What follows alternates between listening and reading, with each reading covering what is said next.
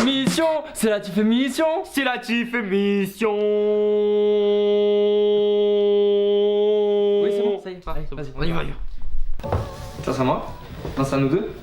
Ouais, bah oui, il y avait pas assez de budget pour faire deux feuilles. c'est ça. Ah ouais.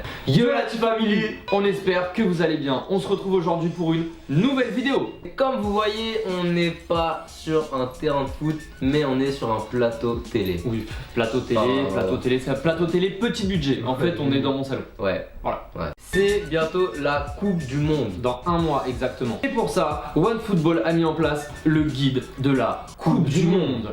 Pour celles et ceux qui ne savent pas ce qu'est OneFootball, c'est la meilleure application française de foot. Les transferts, les news de tes clubs préférés. Parce que tu peux choisir tes clubs préférés. Tu peux choisir tes clubs préférés dans l'application. Ainsi que tes compétitions préférées. Et tu peux savoir tous les matchs qu'il y a aujourd'hui, tous les matchs qu'il y avait hier, tous les matchs qui vont se passer le lendemain, le surlendemain, etc.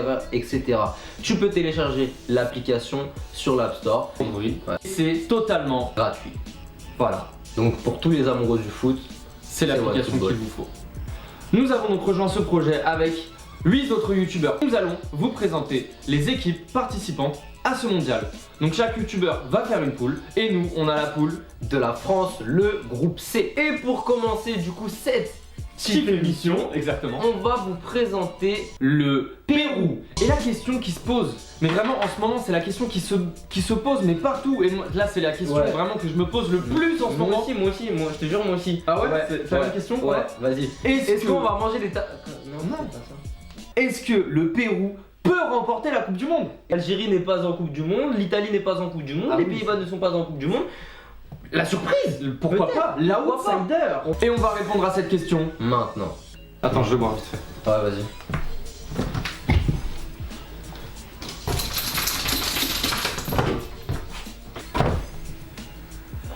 Ah mais t'as pris ma place. Mais quoi? Celui qui va à la chasse perd sa place? Oui mais celui qui va à la pêche la repêche. Mais il faut que j'aille à la pêche. Du coup. Ah. J'ai pas comme ça. Mais le Pérou c'est une équipe solide et qui est classée 11e au classement FIFA. Effectivement mon cher Tom. Moi je suis pas Tom là. Non là je suis pas Tom. Là on est péruvien. Donc du coup moi c'est pas Tom, c'est... Bah vas-y, un nom péruvien. Gustavo. Gustavo. Ouais Gustavo ça c'est bien. Gustavo c'est péruvien. Ouais. Ça c'est quoi? Lucas. Ça fait très péruvien Lucas. Effectivement mon cher Gustavo. Et est-ce que tu savais que le Pérou a gagné 2 Copa América? Première en 1939 et la deuxième en 1975. Ah c'était il y a longtemps. Oui mais c'est quand même dans le palmarès. Ouais. C'est comme Marseille, ils ont gagné la Ligue des Champions il y a longtemps. Et pourtant ils ne parlent que de ça. Parlons un peu des matchs de qualification du Pérou. Vas-y, je t'écoute. Ils sont arrivés 5e le Pérou. Et 5e derrière, il y avait le Brésil, Chine, l'Uruguay et la Colombie. Oui, une poule très simple quoi. Donc, ouais, une poule la poule. Le Pérou passe devant le Chili d'Alexis Sanchez. Donc, du coup, le Pérou s'offre un barrage contre la Nouvelle-Zélande. Mais moi j'ai une question. Ouais. Est-ce que du coup contre la Nouvelle-Zélande ils ont fait un AK péruvien? L'enjeu était simple. Match aller, match retour. Le gagnant, il va en Coupe du Monde. Et sur l'ensemble des 2 matchs, le Pérou a gagné 2-0. Ça faisait plus de 30 ans que les Péruviens n'étaient pas allés en Coupe du Monde. Exact, ouais. Donc du coup la foule était en délire, hein. Je vous le dis pas. Tu sais faire la foule en délire péruvienne? Bon. D'accord. Abonne-toi. Faut faire attention à cette équipe péruvienne parce qu'elle a tenu tête à l'Argentine de Maradona. Non. Ah, c'était Maradona, c'était il y a longtemps. Ouais. Là c'est plus Di Maria. Ah, l'Argentine de Di Maria, de Dybala, de Messi. 0-0 contre eux et ils ont aussi tenu tête à la Colombie. Grosse équipe aussi la Colombie. Équipe. D'ailleurs la Colombie, j'aime beaucoup leur maillot. Et l'équipe du Pérou, c'est combien le maillot? Oui. Il est comment? Allez salut. Donc le Pérou, équipe très solide. Elle bat aussi la terrible équipe d'Uruguay, donc d'Edinson Cavani et de Suarez. Ouais voilà. Attention le Pérou. Attention le Pérou. Attention le Pérou. Niveau statistique, ça donne quoi le Pérou, Lucas? Alors c'est très simple. Le Pérou n'a plus perdu depuis le 16 novembre 2016 à 3h15 du matin.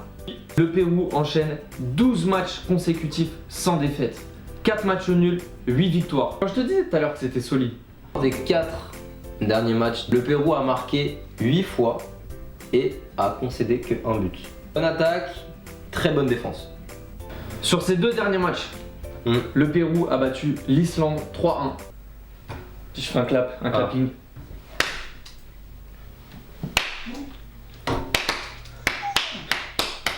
Je dirais plus des manchots, non? Un phoque. Ils ont aussi gagné 2-0 contre la Croatie. Belle performance. La Croatie de Modric, Mandzukic, Djokovic, Maradona, oh. Non. Expelliarmus. Les joueurs phares de cette équipe, donc les joueurs à suivre pour cette équipe du Pérou, c'est Jefferson Farfan et André Carrillo. Donc il y en a un qui joue au Lokomotiv Moscou et l'autre qui joue à Watford. Je vous laisse deviner en commentaire qui joue où. Ouais. La vraie question qu'on se pose, parce que bon, faut être honnête, gagner le mondial, du monde, ça va être un peu chaud. Ça va être un peu compliqué avec toutes les équipes qu'il y a derrière. Et du coup, la question qu'on vous pose à vous, c'est est-ce que le Pérou peut se qualifier pour un 8ème de finale? Franchement, on se parle franchement, hein, on est entre nous. Moi quand j'entends du Pérou, je me dis le Pérou, c'est pas une équipe de foot. Et en préparant cette petite émission, on a appris plein de choses et je voyais pas le Pérou aussi fort. Ouais. Donc répondez dans les commentaires, à votre avis, est-ce que le Pérou peut se qualifier pour un 8ème de finale? Voilà la Family, c'est tout pour ce premier épisode de la Tif émission. J'espère que vous avez kiffé. N'hésitez pas à partager la vidéo, n'hésitez pas à mettre des pouces bleus. Surtout n'hésitez pas à ne pas mettre de pouces rouges. Voilà. On se retrouve la semaine prochaine pour une nouvelle Tif émission. Donc n'oubliez pas de vous abonner, d'activer la cloche parce qu'il va y avoir d'autres vidéos surprises. Si vous kiffez cette série, et bien demain il y a un autre youtubeur qui va vous parler d'une autre équipe et ça se passe sur la chaîne de La Base. Donc, tous les liens sont dans la description. Et nous on se retrouve dimanche à midi pour une nouvelle vidéo avec un invité exceptionnel, un extraordinaire invité de marque. Franchement vous n'êtes pas prêts, mais vraiment, vous êtes pas prêts, vraiment. Donc restez connectés dimanche à midi. Et comme on dit chez nous, d'ici là, hasta plus.